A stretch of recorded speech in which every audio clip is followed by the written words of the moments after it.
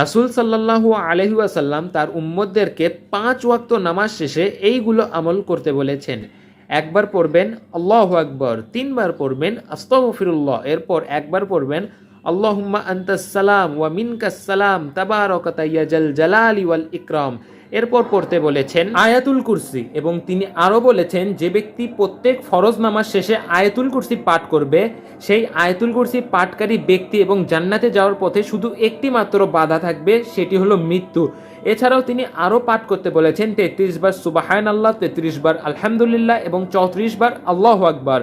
আর 100 বার পূর্ণ করার জন্য তিনি এই দোয়া পড়তেন যে লা ইলাহা ইল্লাল্লাহ ওয়াহদাহু লা শারিকা লাহু লাহুল মুলকু ওয়া লাহুল হামদ ওয়া হুয়া আলা কুল্লি শাইইন কদির।